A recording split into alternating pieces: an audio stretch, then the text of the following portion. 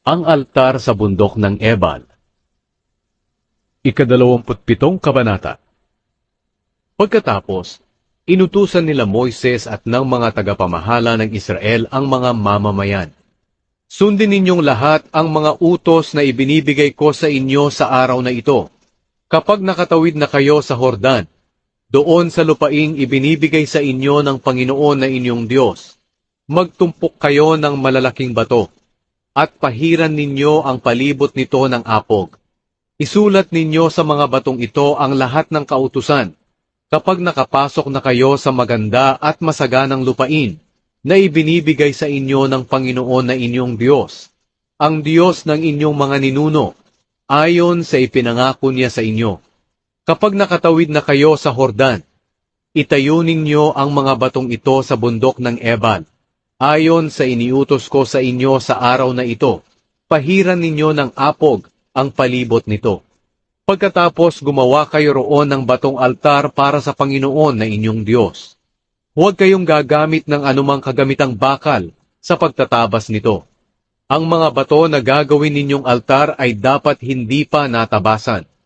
Pagkatapos maghandog kayo sa altar na ito ng mga handog na sinusunog para sa Panginoon na inyong Diyos. Maghandog din kayo ng handog para sa mabuting relasyon sa Panginoon, at kainin ninyo ito roon, at magsaya kayo sa presensya ng Panginoon na inyong Diyos. At isulat ninyo ng malinaw ang mga kautusan ng Diyos sa mga batong pinahiran ninyo ng apog. Sinabi pa ni Moises at ng mga pari ng mga Levita sa lahat ng Israelita, makinig kayo o mga mamamayan ng Israel.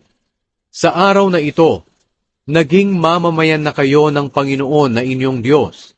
Kaya sundin ninyo ang Panginoon na inyong Diyos, at tuparin ang lahat ng utos sa tuntunin niyang ibinibigay ko sa inyo ngayon. Ang mga sumpa. Nang araw na iyon, iniutos ni Moises sa mga tao, kapag nakatawid na kayo sa Hordan, ito ang mga angkan na tatayo sa bundok ng Gerizim para basbasan ang mga tao. Ang lahi ni Simeon, Levi, Huda, Isakar, Jose at Benjamin. At ito ang mga lahi na tatayo sa bundok ng Ebal para sumpain ang mga tao. Ang lahi ni Reuben, Gad, Asher, Zebulun, Dan at Naphtali.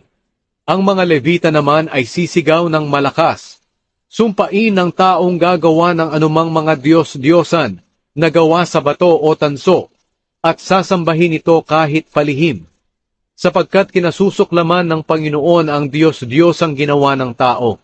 At sasagot ang lahat ng tao, Amen. Sumpain ang taong hindi gumagalang sa kanyang magulang. At sasagot ang lahat ng tao, Amen. Sumpain ang taong nagnakaw ng lupain ng kanyang kapwa sa pamamagitan ng paglilipat ng muhon ng lupain nito.